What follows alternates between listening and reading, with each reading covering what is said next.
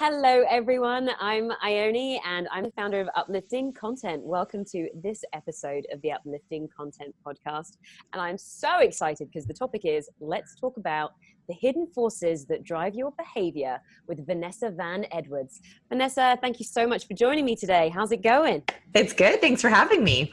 Cool. I'm like, this is my real smile because look, I've got the crow's feet and everything. Crow's feet are good, everyone. Smile wrinkles are good. So guys, I'm very excited to be speaking to Vanessa because I am fascinated by people. I always have been. And the work she does is all about the science of people and understanding behaviors and all that type of stuff. So it's very cool. Vanessa, could you just tell us a little bit about the science of people and your work and what you do? Sure. So I like to joke I'm a recovering awkward person, which means that people skills did not come naturally to me. And so I set out to figure out, was there some kind of science for us recovering awkward people that we could use to understand what makes us tick, the hidden side of people, and how to be more influential with our charisma, our words, our body. And when I started to dive into it, I found a lot of great resources out there, but a lot of them were taught by extroverts. So there's so many people skills, books and courses by these very highly charismatic people, which is great. But what I found is if you're very highly charismatic or very extroverted and you're trying to teach an ambivert or an introvert how to learn people skills, it's very hard because if it doesn't come naturally to you and someone says to you, just be yourself, just smile more, just be more authentic. For someone who has no natural inclination for that, that sounds like a death sentence. Right. And so I thought, okay, what if there was a way to teach people skills like science or math, right? You go into a science class and you learn formulas, algorithms, blueprints. I was like, is there conversational formulas? Are there social blueprints that we could learn to apply to social skills just like hard skills? And so that's what we do at Science People is I try to apply a hard skills approach to soft skills. I like it. Now, you said you were formerly an awkward person. You don't seem awkward at all anymore. I would love to always in recovery. I'm still in recovery. Yeah, we're always growing. I'd love to hear about just your journey and how you got into the work that you're doing. And would you say that you're an introvert now still, or does that change? Like, I'm just fascinated by like the story of you within all of this work. Yeah. So when I was in high school, I had to do this exercise that was, are you an introvert or an extrovert? And I remember sitting around the table, our health teacher ran this little exercise on a rainy day at school, and she had all the introverts on one side of the room and all the extroverts on the other side of the room. Now, if you're not an extrovert, self-identifying is terrifying, right? Like an introvert never wants to be like me. I'm an introvert right here. Right? It's a cruel exercise, actually. So I remember very distinctly sitting in that room and like looking over at the extroverts, and they were all the cool kids, and I definitely didn't belong over there. And I remember looking at the introverts and being like, well, I talk more than them and they're really great, but I'm not quite as quiet as them. And I remember feeling that I didn't belong on either side of the room. And now I have found research that found that there is actually a middle category, which is called ambivert. And this was a huge sigh of relief for me. This is one of the studies that was pivotal in me getting into this work and realizing there's a better way here. It's not the way that we learned it always. So ambiverts, so let's start with extroverts. They're the easiest. So extroverts get energy. They get social energy from interactions and people. They're having a bad day or they're in a bad mood. They call their friends. They go out and party with their friends. They go out and grab a drink with friends. That gives them social energy. They want to commiserate. They have a good day. They want to celebrate with friends. They want to be with friends. They want to call friends. Introverts get social energy and they recharge from being by themselves. They like to focus, they like to be internal, they like to observe, and they can go out and be social, but they have to recharge first. Ambiverts, and my theory is this is actually most people. I think that we're getting into the decade of the ambivert. I'm gonna champion this term. Ambiverts are situational extroverts or situational introverts. So in the right situations, around the right people, they come alive. They're their best self. They feel like they can share a great story or be vulnerable, and they feel like they can be themselves. In a bad situation around toxic people, they completely shut down. They're their worst selves. They're critical of themselves. They judge themselves. All they want to do is hibernate and be alone. So what's great is all three of these personality traits have strengths, but it's really important to know your facets you can optimize for it. And that's what got me into this work, was realizing that a lot of the traditional advice I had heard, one, you have to be introvert or extrovert. Oops. Lost my earpiece. New earpiece. Got so excited with my hand gestures. I've heard about those. They're great, apparently. I know.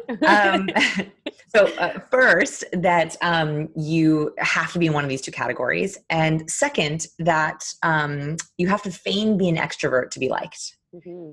And that was what I was taught a lot, is that you had to be the bubbly, outgoing extrovert for people to like you. And now I know that is simply not true. And so why I do this work is to try to show people you have a unique brand of charisma. You just have to find it. There are so many different avenues I want to touch on from this, but on this topic, what then is for an introvert, what are some of the things that are good for them to do? Because extroverts, you go out, you can speak to people, you can be friendly, you're confident, you do that. If you're an introvert, how do you go out and be liked when you don't want to walk up to people?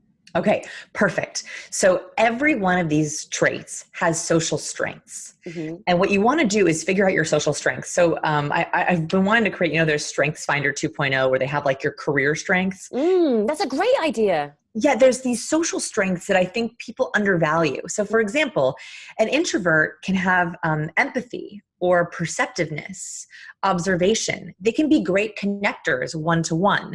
They can have really great, deep, meaningful conversations. Those are all very specific social strengths. Just like extroverts might not be great observers, but they might be great storytellers or great fun finders, right? Like they're really good life of the party, but they're maybe not as good at observing or being perceptive on subtle mood changes in the room. Right. So what you want to do is I would sit down, get out a notebook and a pen, and make a column of all of your social strengths and get into the really nitty gritty. Think of all the times in the last 5 years where you felt you added value to a person or an interaction. Mm-hmm. So this could be as small as calming or soothing someone if they've had a bad day.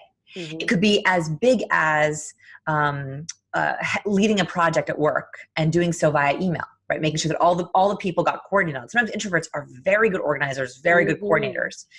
Think of all those times where you've had some kind of positive impact. That's your social strengths column. In the second column, I want you to put your social weaknesses. And these are things that I don't think you necessarily have to avoid at all costs, but there are ways, there are opportunities for you to optimize. So this could be telling a joke. It could be public speaking.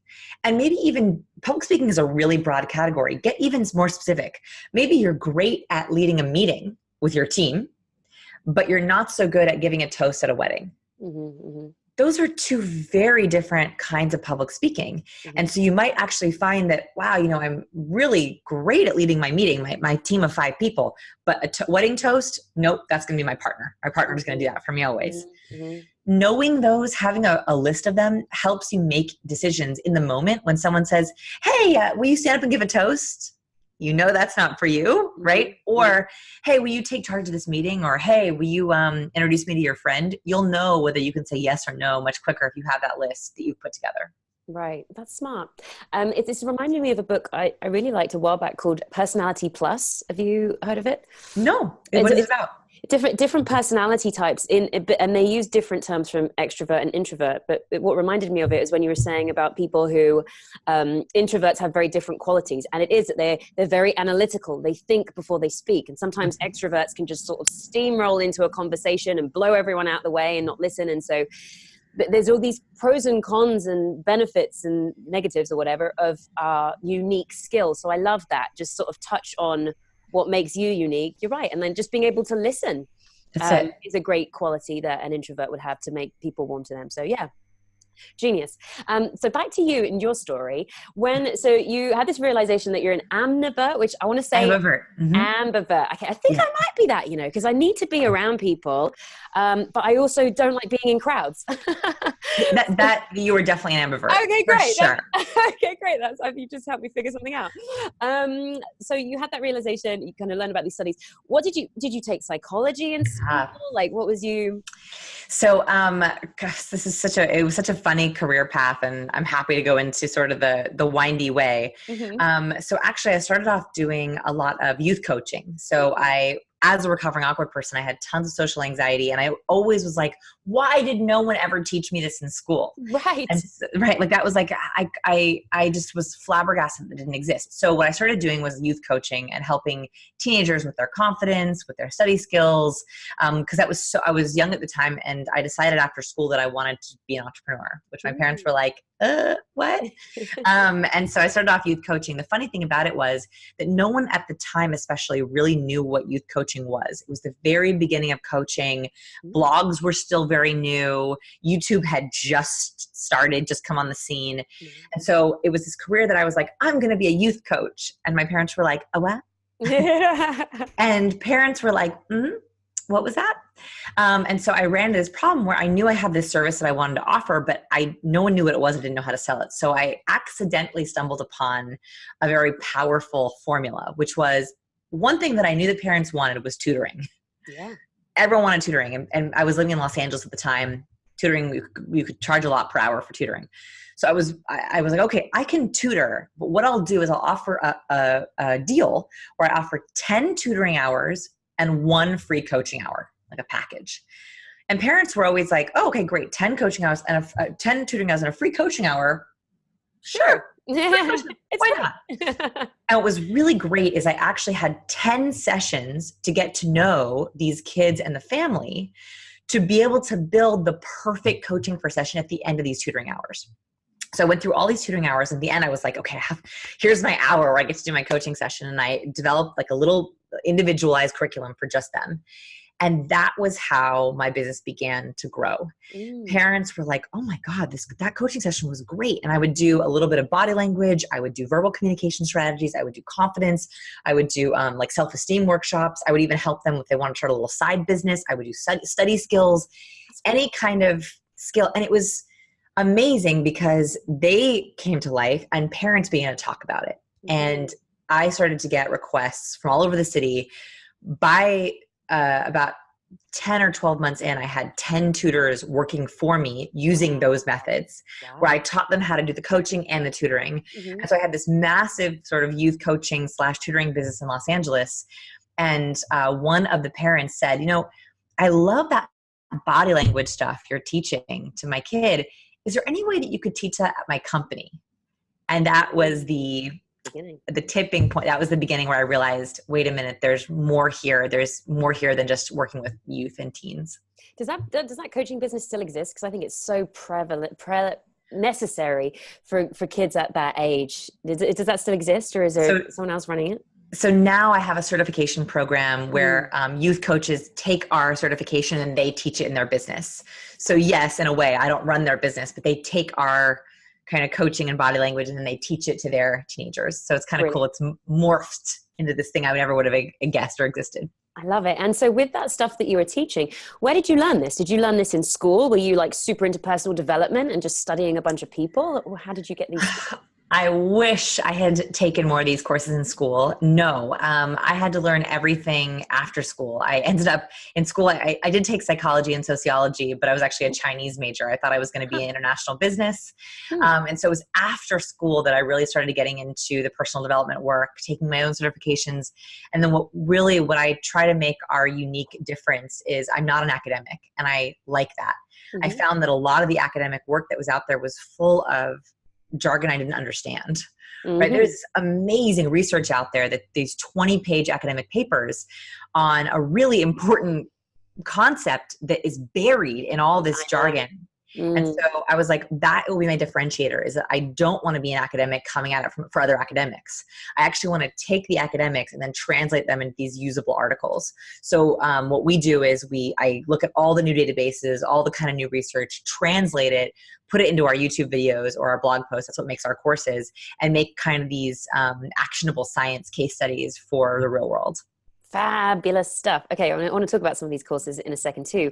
Sure. But just before that, we talked about the topic of this talk is hidden forces that drive your behavior, and would love for you to touch on some of those hidden forces that drive our behavior that would be good for us to know about. Sure. So one of the things that I like to think about when I meet people is I always was fascinated by speed reading in school, right? Like you'd get like 200 pages to read in a textbook, and I always was like, how can I do this faster? So I learned speed reading in high school, and it completely changed the game for academics. And when I graduated, I wondered, is there a way to speed read people? But wait, how do you do speed read? Can you just tell me, how do I do that? Sure. Like a quick couple of lines about how one can speed read. Sure. I am no expert in speed reading, but the basic premise is that you learn how to chunk with sentences. So what you're doing is you're reading usually the first word and the last word of a sentence, and then you're looking for verbs in between. Once you learn how to chunk sentences, you can do that faster and faster. So you can do a page in a minute as opposed to 5 minutes, because all you're doing is looking for the verbs in the first and last word. It's kind of wow. So you are taking it in slightly a lesser way, perhaps, but yes. You're getting through it faster. You're getting the gist of it rather than maybe the time to think about the actual. Right. And when you're doing lots and lots of reading for school, it's a very, very helpful technique, because actually what most of the testing is on the bigger ideas. Right. That makes sense. That was the same thing with people. I thought, okay, if I meet someone, I don't need to know every nook and cranny of their persona, right? Like, I don't need to know their deepest, darkest secrets. I don't need to know. I'm kind of interested by that, but you don't need to. Secretly, I am. Secretly, I do want to know, but I can't always know because it's not socially appropriate. That is, yeah. So I'm like, okay, if I can't read their diary, which is what I really like to do. It's true. How do I speed read them from the clues of their personality? And so I think that one of the ways that we do this is with the big five. So there's a lot of personality research out there. You mentioned that book that Personality Plus, I think you said it was called. The best personality research out there is called the Big Five. And this is what's accepted around academic universities around the world, research organizations. And it's that this basic premise that every human has 5 basic personality traits. And that you can either be high, medium, or low in each of these traits. And when I read this research, it was like something clicked for me. And I was like, okay, this gives me a starting point where if I meet someone and I can just figure out even 2 or 3 of their traits, that gives me a really interesting diode to who they are. I call it a matrix. So in my book, I talk about this. Everyone I know has a matrix.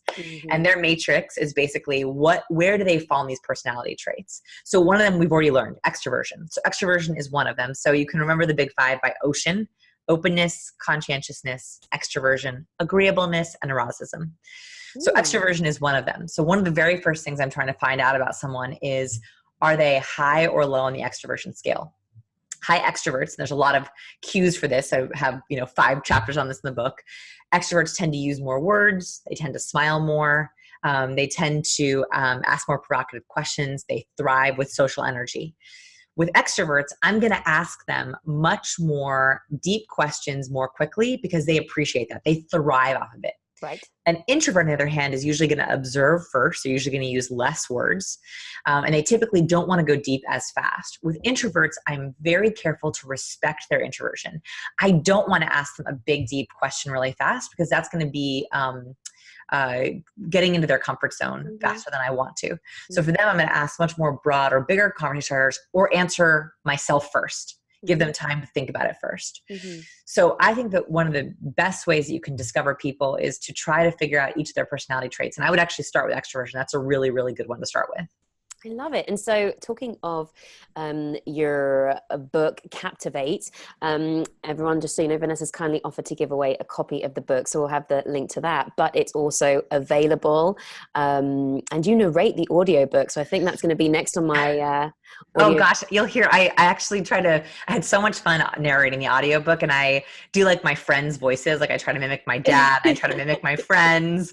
And I had so much fun with it. That's a key. That's one of the key things to narrating audiobooks. You do different character voices for things. So I love that you did that. I'm currently listening to Michelle Obama's one right now, and I am really want to listen. Hooked. Oh my God, it's 19 hours and I've been listening to it for 4 days and I'm nearly done and I am hooked. Does she read it? She does. And it's just really nice to listen to the author because you know what you're talking about because it's your book. And so I look forward to listening to yours too. So guys, recommend you check out Captivate. And so that'd be great because then there's obviously more details about the different, the big five that you were saying. So you'd also touched on, you've got some courses, and one of them that caught my eye was the one about catching out liars. Yes. That sounds awesome. So tell me about this course. Oh man. Okay. So this came from a very personal place. I was very naive growing up, maybe still am a little bit. I tend to see the bright side of people, and that got me into some trouble. And so one of the very first people skills I wanted to adopt. So I think of people skills like hard skills, right? So like storytelling is a skill. Lie detection is a skill. Reading faces is a skill. Like those are all distinct strengths or skills. And so lie detection was one of the very first ones I was like, that I want to master that skill. And so the very first question I had was, first of all, is there really a science to lie detection? Like, can you really do it? Is there any truth to it? And there's very interesting research on lie detection. Yes, there is in fact a science. Now you can't get to 100% accuracy. So no human can be 100% accurate at spotting lies. However, we can drastically improve our results. So the average human being can spot a lie with about 54% accuracy. Yeah, I think actual lie detectors are only like 60% accurate, right? Right. Yeah. So we're not that far off. we're not that good. And 54% is like a coin toss. You're better off being like, oh, my head's lie. Like we're not very good at it. Yeah. Whereas if you learn, the research found if you learn facial expressions, so decoding the face, body language, decoding body cues, and statement analysis, so how we use our words when we lie, you can improve your spotting abilities up to 80%. Which is a massive improvement. And so once I figured out that scientific technique, it took a lot. There was no one research. It was in a couple of books, a couple of research studies. I was like, you know what? I want to build a course that takes all the best scientific research and puts it into one framework.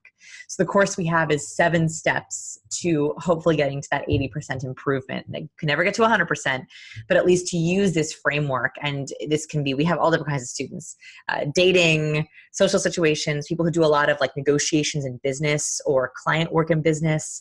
I think this is a nice tool to have in your belt. I like to think of it as insurance, social insurance. That's fantastic. It sounds really fun. One of the things that gets to me though is, you know how sometimes, and you've got like, you debunk a few of these myths about lying, because, you know, people watch shows or they do there's this thing about, you know, lying, and I'm like, oh, if you've got your arms folded, it means you're not interested. Or if you look a certain way, it means that you're lying. And then they're if you look up to the left. Right. So these aren't, because when people say that to me, oh, you're crossing your arms, you're fed up or you're bored or you've got a problem. Like, no, I'm cold. There's like a practical reason. Exactly. Actually, that was another reason why I really wanted to get this science out there, is because some of the myths are quite evasive and disturbing, right? Like sometimes you are cold. Sometimes you are comfortable. You just want to cross your arms. If people always think you're lying when you do that, that doesn't set you up for very successful relationships. Right.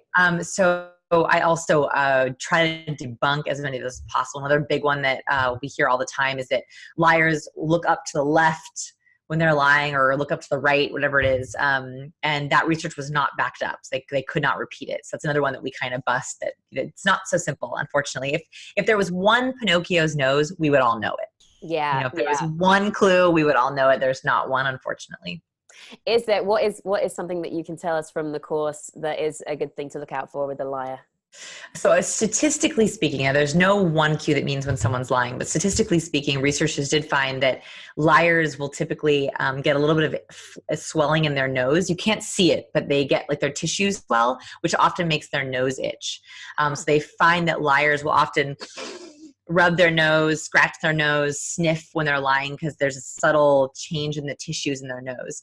So if all of a sudden you see someone who's like touching their nose, rubbing at their nose, it could be, statistically speaking, that maybe they told a little fib. Or they have a drug problem, or they got a cold coming on. Or they have allergies. Allergies, yeah. See, and I think it's good to have that caveat, I think is the right word, to be like, but it could be this, and rather than be like absolute. And then I'm guessing from the course, it's putting all of these things together to build the picture, not just like, I got you because you scratched your nose. And never be that gotcha person. Like no one likes that. Like, I saw you scratch your nose. I mean, that's like the worst way to interact. So remember, if it's a sudden nose scratch, where all of a sudden on a particular question that comes with a cluster of other specific nonverbal behavior, maybe something to watch out for. Gotcha. That's very cool. Okay, cool. You also have another course, People School. People School is reopening. Tell us about that. Yeah. So I've been waiting my whole career to build this course. And it was basically the course that I wish I had growing up. It was like we were taught science, we were taught math, we were taught history. And I was like, where is the people skills class? Where are the conversational skills classes? And so this is a 12-week course. It's all online. That's all the 12 people skills I think everyone should know. So we start off with charisma. We go into conversational blueprints. We talk about groups. We talk about teams. We talk about leadership. We talk about influence. So it's the 12 people skills. And we're opening up our next class very soon. Yes. And so that's just so you have like a launch date and then everyone's in the 12 weeks together? Exactly. And we launch every few weeks. So yeah, definitely check it out. And also I have a little, if you're like not sure, you're like, what does that really mean? I have like a little free audio guide in a class that you can start off with. It's just free. You can listen to about kind of the getting started in your people skills. Great. And that would be, is that linked to, so I can put it in the show notes and stuff on your website where it talks about the people skills thing? It's on there. But scienceofpeople.com/pschool, I can send you in the chat. Perfect. Yeah, I'll include that. One of the things there's a couple of things that I was fascinated by. One of them is you talk about hand gestures and that they are important. I like your nails, by the way. Some of the gels have come off and like there's these that have remained. I have nothing. But cool. So hand gestures, tell me about that, because I worry that I do too much with my hands, and sometimes it can be a bit, is there too much hand gestures and why are they good?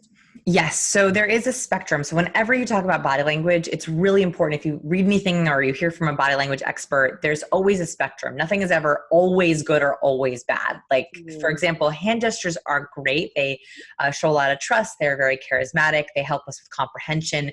But if I'm like constantly doing this, they're not good. Hands everywhere. So right, it's too high. So the best kind of hand gestures are purposeful.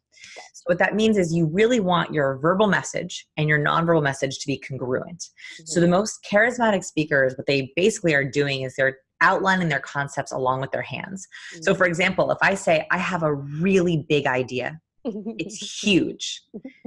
You're like, no, it's so small. What are you talking about? For those that are listening to the podcast, you just got like doing like a little pinchy thing with their fingers, not making it like small symbol. A little like tiny coin. Like, it's too small, right?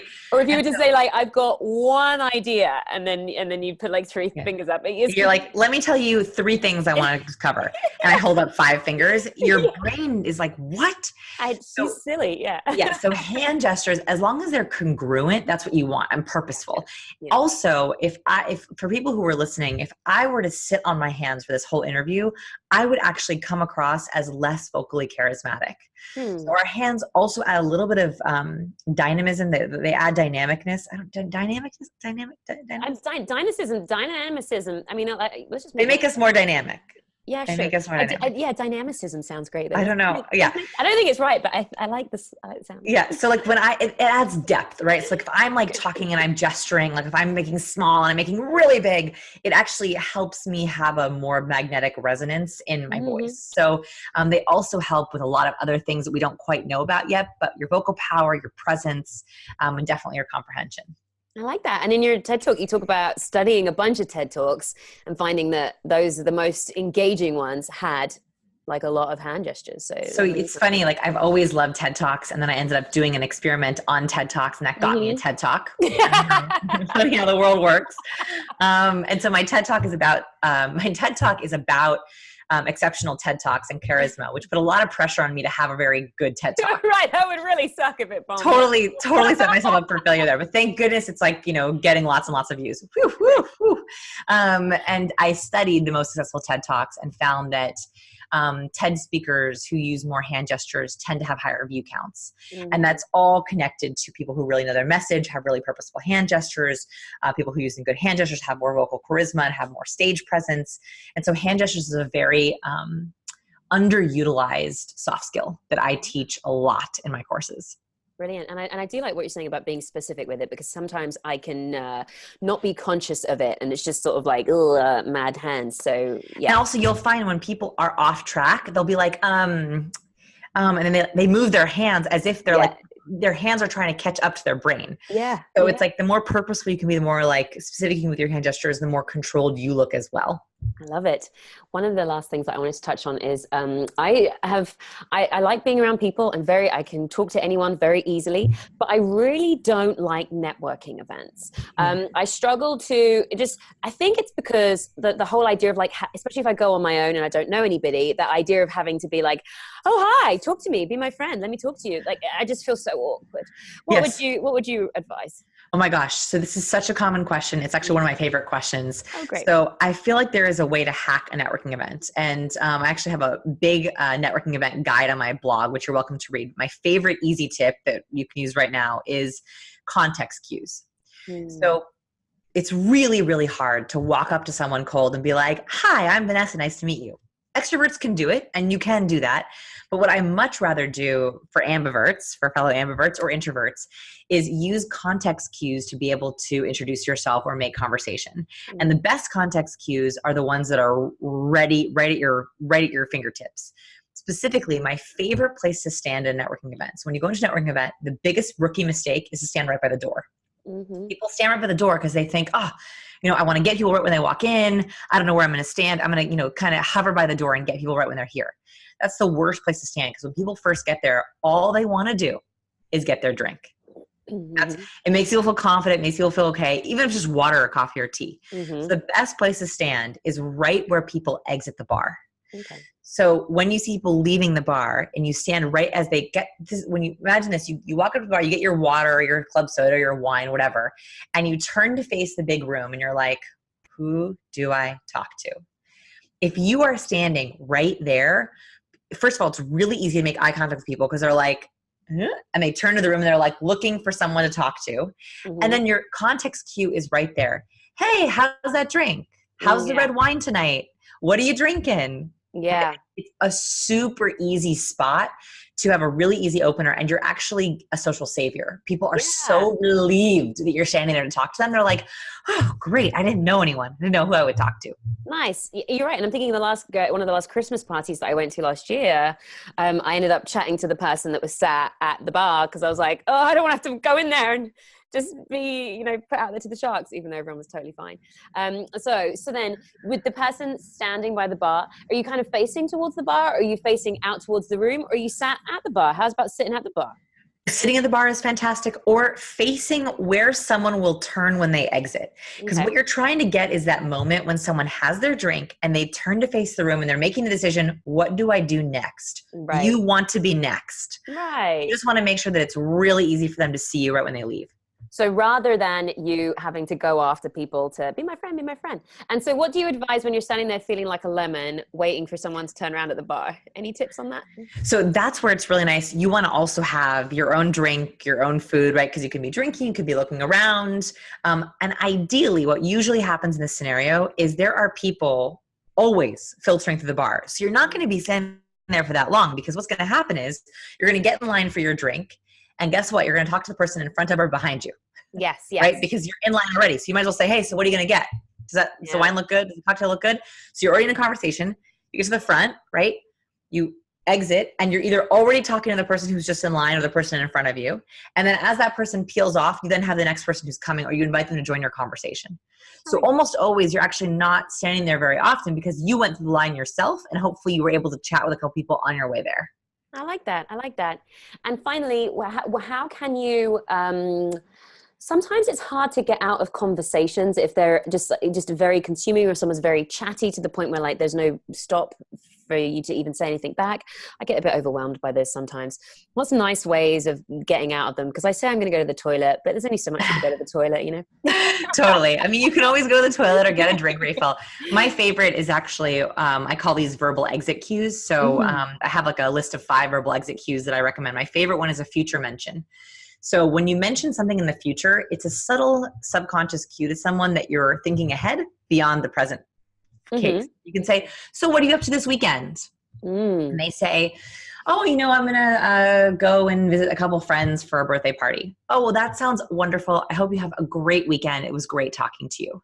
Yeah. So a future mention is and then you can wish them well on that future mention. And it's a very nice I do. That's funny. That's typically how I always end my, like, if I'm hanging out with friends, I'm like, what you got going on the rest of the day? Okay, cool. This is nice. See you later. That's so true. That's exactly and people know it's like, it's almost like a cool down for them. And so it's a really easy way to get out of it. But I have 5 others. I can't remember them off the top of my head now, but there's a bunch of others if those don't work for you. I like it. Vanessa, this was so much fun. Thank you very, very much. We're going to put the links to the People School in there. Did you send me that as a message? I will. Let's see. Yeah, I'll put a link to that, and then you can get the free audio thing to listen to. And she's also giving away a copy of Captivate, which is a book about. Tell me a bit more about the book, actually. Yeah, so Captivate is the kind of handbook that I always wish I had had. It's not only how to speed read people, but I've broken down interactions into 3 different phases: the first 5 minutes, the first 5 hours, and the first 5 days. So I find that most interactions either have a first impression, a couple first dates or meetings, and then like a deep interaction. So I broke the book into those 3 phases of the whatever your target area is in relationships, whether you want to find a long-term relationship or you just want to find more friends or you want more clients. Hopefully you can kind of have a section that appeals to you most. This is all great stuff, because I know there's lots of people in the uplifting content community, one specifically that's like moved recently, one that's in an area that wants to kind of make more friends and have more deep, meaningful relationships. So these things come up a lot. And so I think all of the skills that you teach are fantastic for that. So I would be honored to help. Those are exactly the kind of situations where I feel like we have this chance to do something important, do something special, make a bigger impact. And so I would be honored to help. And I'm just grateful for you giving me this space on the podcast to chat. Oh, my pleasure. And thank you. I want to do all of it now. You can, you will. I will. Bring on the next networking event. I'm going to be doing that whole bar thing. So cool. Thanks again, Vanessa. Take care. Thanks so much. Bye, everyone. I'll see you next week, or you'll hear me next week. Bye.